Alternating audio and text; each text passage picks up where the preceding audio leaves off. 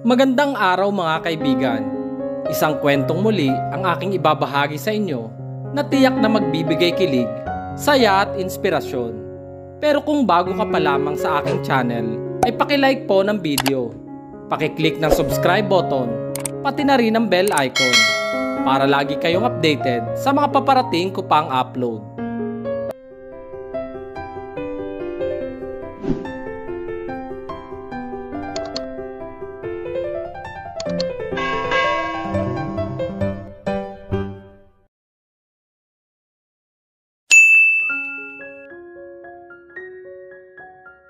Nagpa siya si Ariela na sa labas na lamang niya hintayin si Alden sa lobby habang hindi pa ito tapos sa isinasagawang board meeting. Tapos na ang pictorial at tulad ng nakagawian, tumatambay siya sa reception desk kung saan nakapwesto si Rose. Receptionist ang kaibigan niya sa Fernando's Clothing Line kung saan siya nakapasok bilang fit model. Katatapos ng pictorial, nang tawagan siya ng nobyo na huwag muna siyang umuwi pagkatapos ng trabaho dahil kakain sila ng dinner sa labas. "Uuwi ka na ba, Ariela?" Nilingon niya si Rose na abala sa pagbuklat ng phone directory sa desk. "Hindi pa. Dito muna ako. Hihintayin ko si Alden." Tugon niya. Ang umiibig nga naman oh. Kayang maghintay kapag busy si Mahal." Tudyo ni Rose. Napangiti naman siya. "Ikaw talaga, Rose. Manap ka na rin kaya?" "Naku, no way." Agap nito. "Ayoko pang magka-boyfriend. No, sakit lang sa ulo." Sumimangot pa ito. Halatang may masamang karanasan sa pag-ibig. Napailing si Ariela. Kilala niya si Rose. Magkababata sila at matalik na magkaibigan. Dating may nobyo ang kaibigan pero ipinagpalit lamang ito ng katipan sa babaeng may edad at mapera. Simula noon, hindi na muling nakipagrelasyon sa iba si Rose. Na-trauma yata ito sa sinapit sa unang relasyon. Bitter man si Rose tungkol sa pag-ibig. Napaka-supportive naman ito sa kanya at sa nobyo. Mabait at tunay na kaibigan. Napatunayan niya iyon nang hindi siya nito iniwan sa gitna ng matinding pangangailangan. Ito nga ang nagpasok sa kanya bilang fit model sa Fernando's Clothing Line nang sumama siya rito sa Davao. Mas mainam daw na iwan niya ang probinsya para hindi siya mabaon sa lungkot dala ng pagyao ng ulirang ina. Malaki ang naitulong ni Rose sa pagpapalibing sa ina, pinansyal at moral support. Lahat kasi ng ipon kinikita niya bilang preschool teacher ay napunta sa medication ng ina noong nabubuhay pa ito. Pero hindi pa rin naduktungan ng mahaba-haba ang buhay nito. 3 buwan matapos masuri ng doktor na may cancer ito sa atay, ay tuluyan na itong pumanaw. Wala na rin ang maliit na taniman ng gulay at ang loteng tinitirikan ng barong-barong nila. Naipagbili niya iyon nang makonfine ng ina sa ospital ng 3 buwan. Sa isang salita, wala na siyang ari-arian sa Isabela. Kung may babalikan man siya doon, yun ay ang puntod ng ina. "Hindi naman lahat, Rose. Tingnan mo si Alden. Hindi naman siya naging sakit ng ulo ko ah." Depensa niya. "Ay naku Ariela, pagkatapos nilang makuha ang gusto nila, lalayuan ka na nila. Ganun ang mga lalaki. Kaya nag-iingat na ako no. Mahirap na." Hindi niya masisisi ang kaibigan kung bakit ganoon ang pananaw nito sa pag-ibig, kung bakit ganoon na lamang ang inis nito sa mga lalaki. Hindi naman biro ang pinagdaanan nito sa kamay ng walang hiyang ex nito. Sabagay, may punto ka. Pero iba si Alden sa akin. Siya na yata yung the best na boyfriend. Nasa kanya na lahat ng katangiang hanap ko sa isang lalaki. Nangingiting ani Ariela habang nakalarawan sa isip ang mukha ng nobyong si Alden. "Maswerte ka Ariela, kaya nga huwag mo na siyang pakawalan pa. Bihira na ang lalaking katulad ni Alden. Kaya kung tukain ka niya, huwag ka na magpakipot pa. Kagatin mo ka agad." Ani Rose sabay kindat kay Ariela. Napabungis niya si Ariela sa kalokohan ni Rose. "Akala ko ba'y galit ka sa mga lalaki?" "Hindi kay Alden, dahil nakikita ko namang alagang-alaga ka niya eh. He loves you. Approve siya sa akin." "Alam mo ikaw Rose, huwag mo nga akong sulsulan at baka mapahamak pa ako." "Sus, hindi kita sinusulsulan ha. Advice lang po, dahil alam natin na gwapo't mayaman ang nobyo mo. Maraming mga babaeng nakapaligid sa kanya." Makahulugan, siya nitong tiningnan. Pagko'y nangingiti habang nanunukso siyang sinipat. "Ariela, Ano bang pakiramdam ang mahalikan ni Alden? Share mo naman sa akin nang alam ko ang pakiramdam ng mahalikan. Pangungulit ni Rose kay Ariella. Biglang natahimik si Ariella sa uling sinabi ng kaibigan. Bagamat alam niyang binubuska lang siya ni Rose, nasaling ang nakakubling sentimiento sa kanyang puso. Napaisip siya sa sinabi ng kaibigan. Ano nga bang dapat niyang i-share dito? Hindi niya mawari kung talagang gentleman lang talaga si Alden dahil sa sobrang paggalang nito sa kanya. Kailan nga ba siya hinalikan ni Alden? Nakakalungkot dahil kahit almost perfect na si Alden para sa kanya, masyado namang cold ito pagdating sa bagay na sinabi ni Rose. Oo, mabait ito. Honest na boyfriend pero parang kulang. Kulang sa sweetness sa relasyon si Alden. Which is isa ito sa katangian ng lalaki na hanap ni Ariella ngunit hindi niya maramdaman sa binata.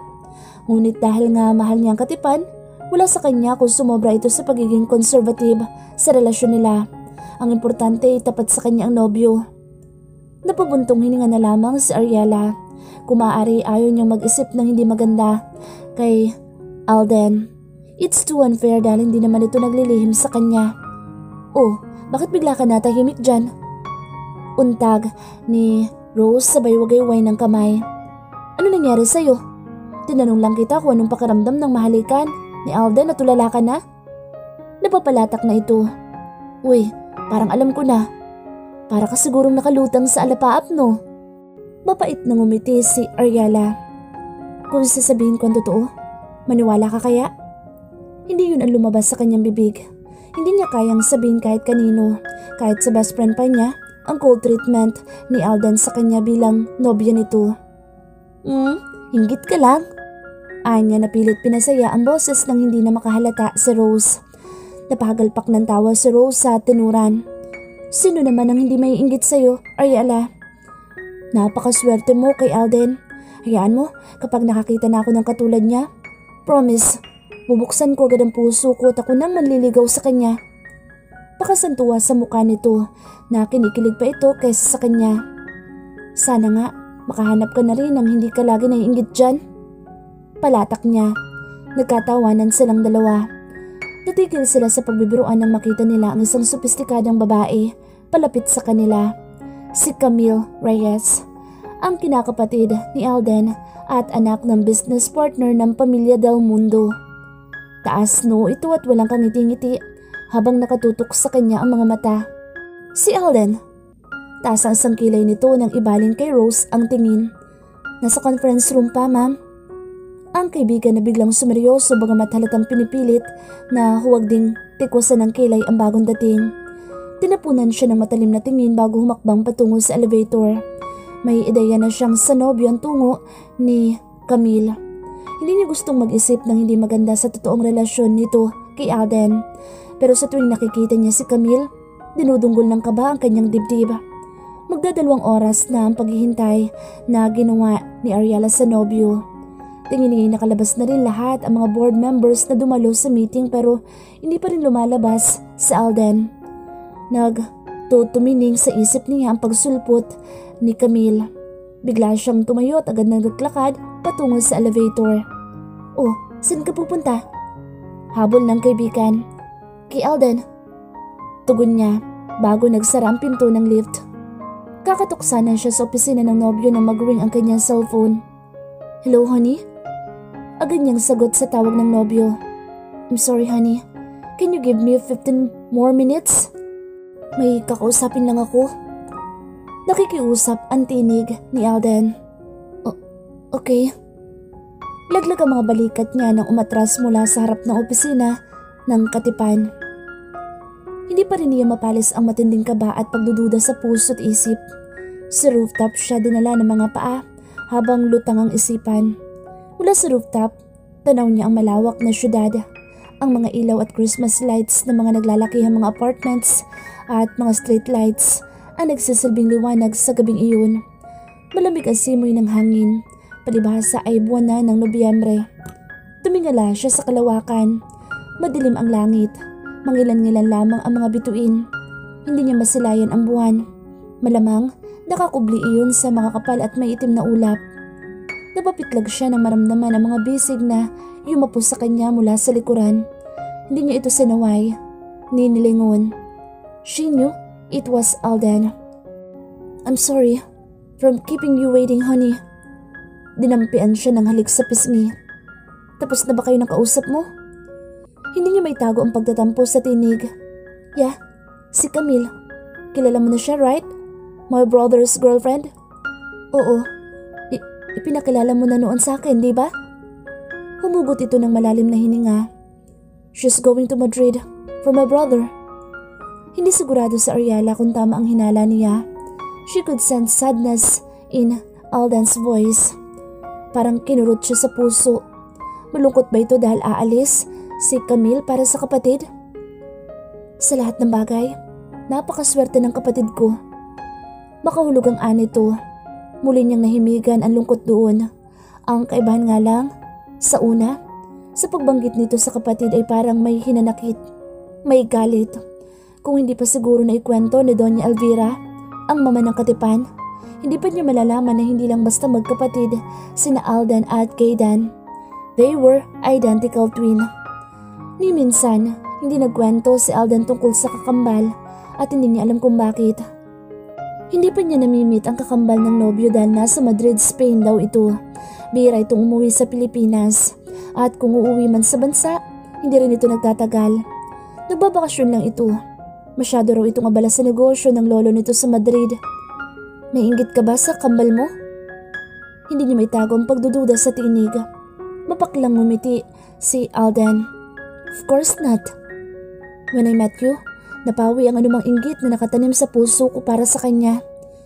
Gusto pa sana idagdag ni Alden, pero ayaw nitong maghinala si Ariela tungkol sa relasyon nila ng kakambal, lalo na kay Camille. Paano na? Hindi na tayo natuloy sa dinner, honey. Pag-iwas niya sa topic, mumuntong hininga si Ariela. Paano nga ba? Ang 15 minutos na sinabi kasi nito, naging 1.5 oras. Hindi niya mapigilan ang hindi mainis sa nobyo. Nahalata naman ni Alden ang pagtatampo niya. Masuyo siya nitong iniharap at ikinulong ang mukha sa mga palad nito. Dinampian ng magaan na halik ang kanyang mga labi. Napapikit si Ariela sa sensasyong nanulay sa kanyang katawan mula sa mainit na labi ni Alden. Until his kiss deepened. Hindi niya namalayang tinutugon na rin niya ang maalam na halik ng Katipan at kusa na din siyang yumakap sa batok nito.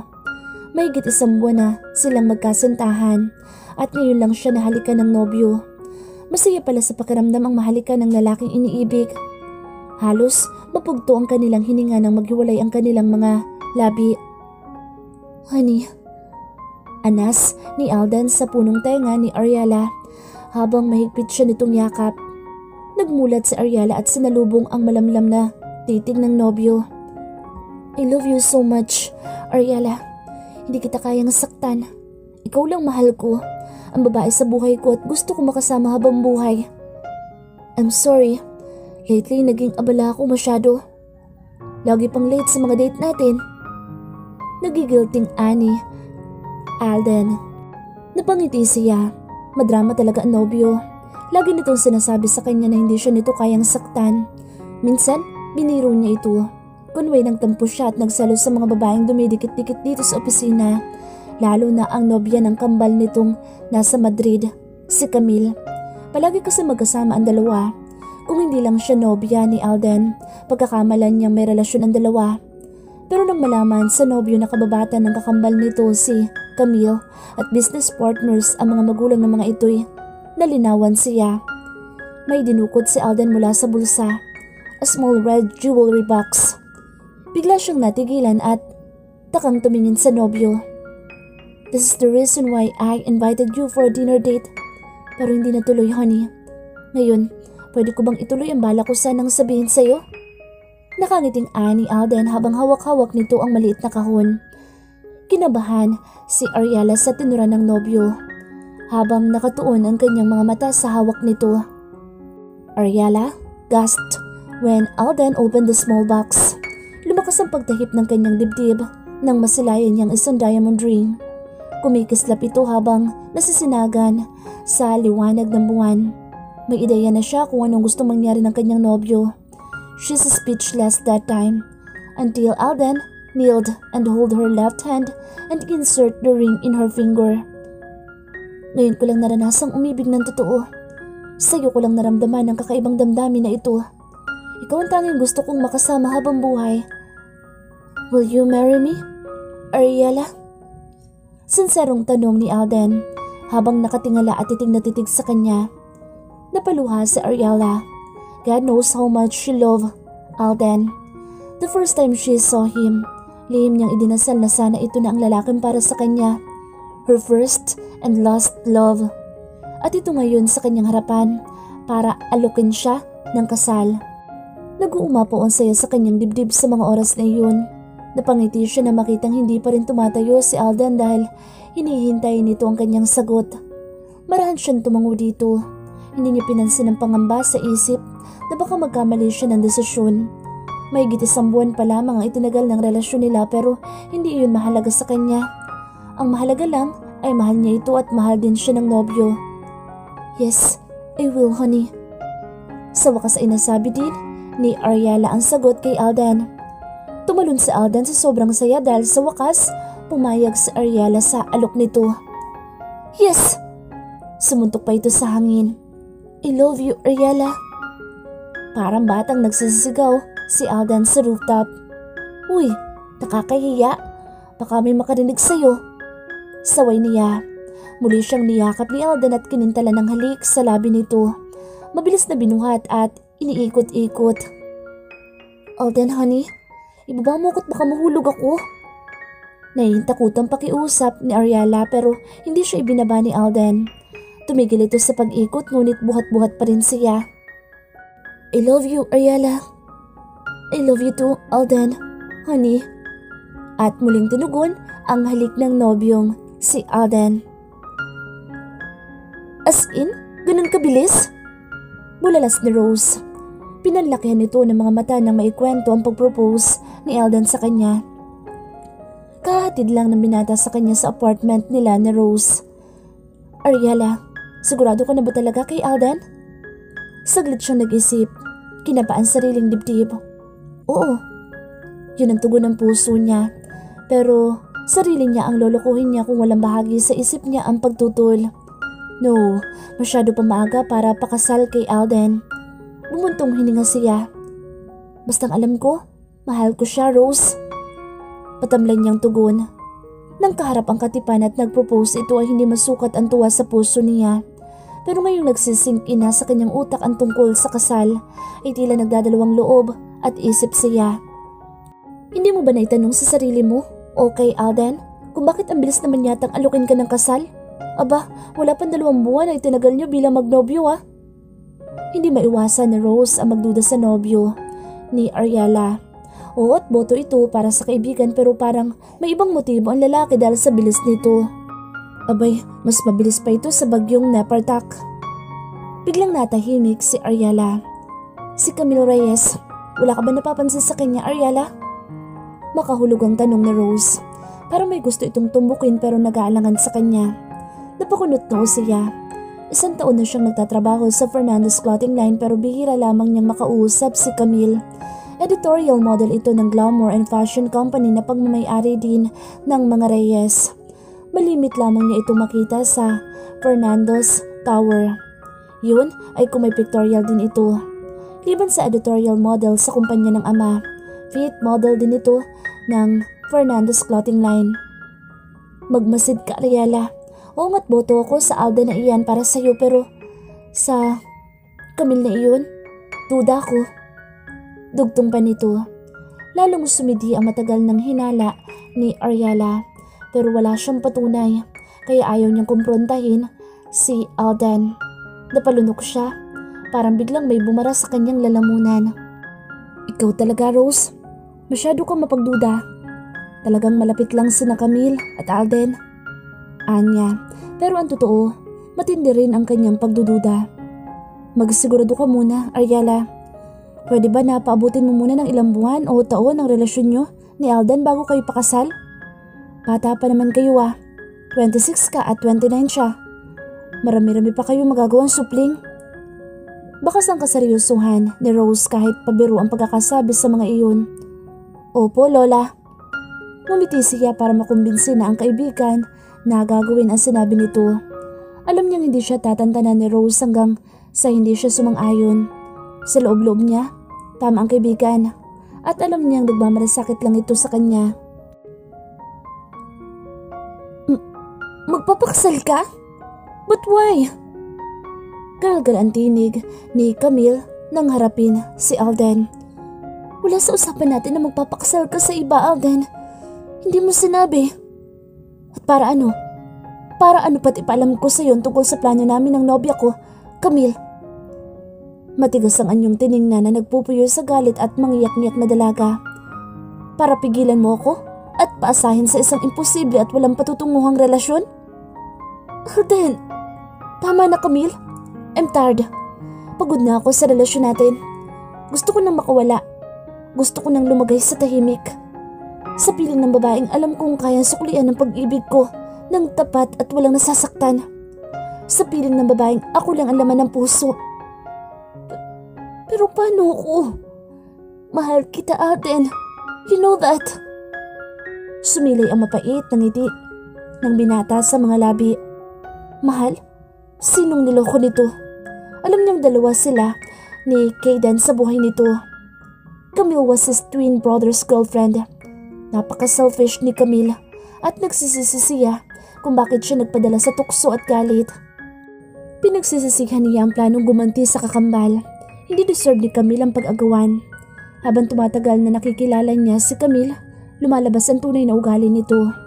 She was greedy, lalo na sa pag-ibig. Self-centered and selfish. Ayaw niya ng ganoong klaseng babae. But he fall for her. Really? O baka nadala lang siya sa inggit at selos sa kakambal. Kaya niya niligawan si Camille kahit alam niyang girlfriend na ito ni Caden. Caden was very good in everything, lalo na sa pagpapatakbo ng negosyo. Well, he's the opposite. Identical twins sila. Magkamuka. Parang nakaharap lang siya sa salamin kapag kaharap ang kakambal. Pero sa mukha lang sila magkamuka. Sa ugali magkaibang magkaiba. Ganoon din sa mga hilig, pananamit, pagkain at pabango. Mahilig siya sa horse racing and Caden like car racing. Sa clothing at fashion, larawan siya ng isang rugged man. Hindi siya mahilig sa mga business suits and tuxedos. Mas komportable siya sa simpleng men's shirt and jeans. Kung hindi lang siya CEO ng glamour, hindi siya magsusuot ng business suit pagpasok sa opisina. Samantalang ang kakambal, komportable ito sa mga ganoong kasuotan. Bagay naman dito. Boss na boss ang dating at yun ang ipinagningit-ngit niya.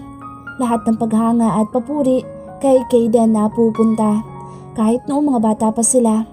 Magaling makasilamuha ang kakambal niya sa iba. At siya, parang isla. Mas gusto niyang mapag-isa at malayo sa mga taong wala namang ginawa kung hindi mag-intriga.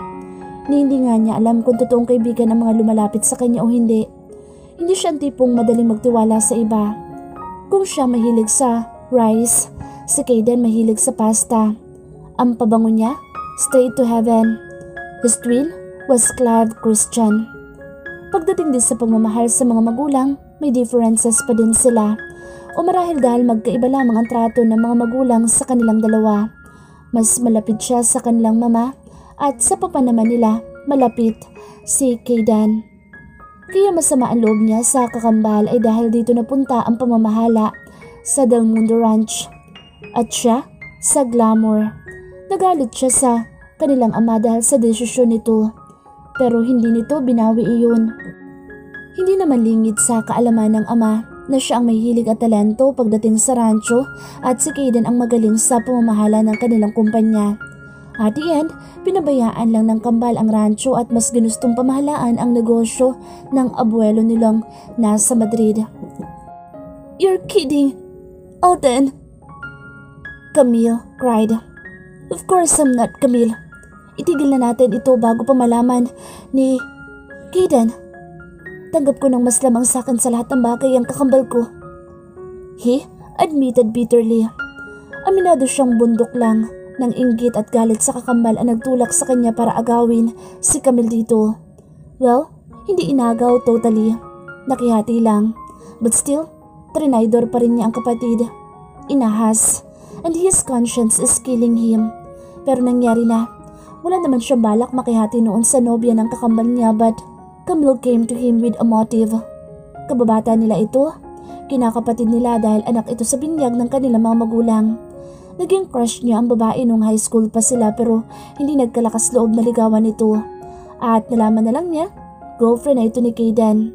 Nasaktan siya noon pero madali naman siyang nakalimot.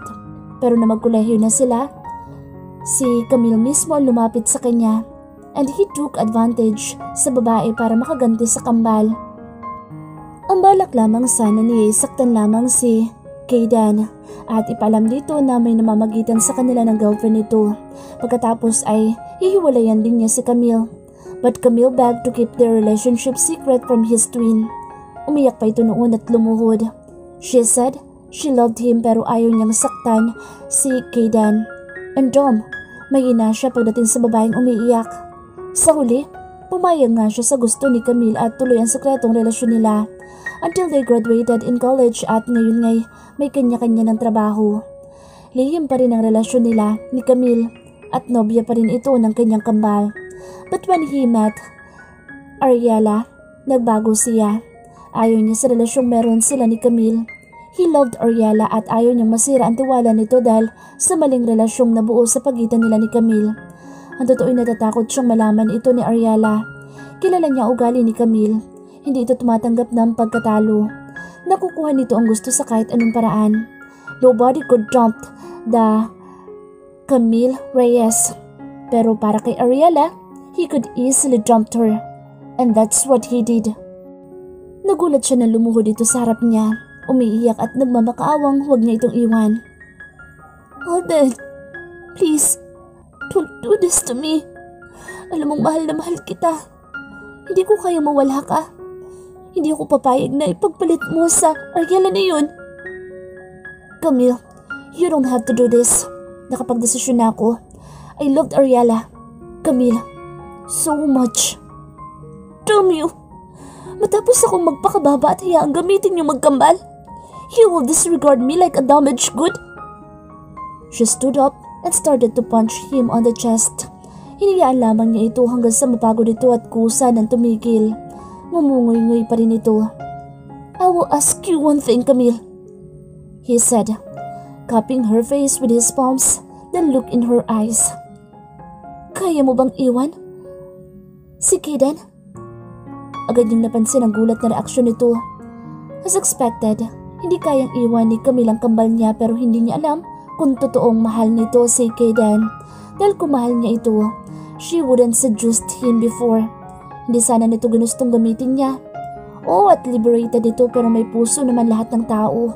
At naniniwala siya, kapag nang mahal ka, hindi mo na magagawang humanap ng iba. Baka nga hindi nito totoong mahal ang kambal. Poor Kayden. Sana makakita ito ng matinong babae. Camille don't deserve Kayden and him too. Hindi ang katulad ni Camille ang nababagay sa kanilang magkapatid. Hinding-hindi. What a question? Alden! Balik tanong nito sa halip na sagutin siya. You don't love him, do you? Umilap ang mga mata ni Camille. Hindi mo siya mahal pero hindi mo siya kayang iwan para sa akin, hindi ba? You know that I can't hurt him. I can't break him up. Alden! But you said you love me, Camille. Yet, you cannot do everything for your loved. Why? But I love your brother too. I love you both. Bakas ang takot sa mukha ni Camille. She really can't give up Kayden for him. Pero kahit iwan ito ang kambal niya, wala din naman siyang balak na saluhin ito. Hindi niya ito mahal. He only used her to hurt his twin pero hindi nangyaring malaman ni Kayden ang pagtraidor niya rito. She's greedy. Greed may result in the loss of what you already have. I will not lose you both. Alden! Matigas nitong wika. Niyapos siya nito nang mahigpit at tinayaan siya nitong ng ilang sandali. But you already lost me because I do not love you, Camille. Isang malakas na sampalan dumapo sa pisngi niya bago ito tumalikod at malalaki ang mga hakbang nitong tinungo ang pinto. Tila nabuhusan siya ng isang drum na malamig na tubig nang makitang nakatayo doon si Ariella. Tahimik ito at lumuluha. "Damn it! She heard everything. No! Ariella?" Halos hindi makalabas sa lalamunan niya ang pangalan nito.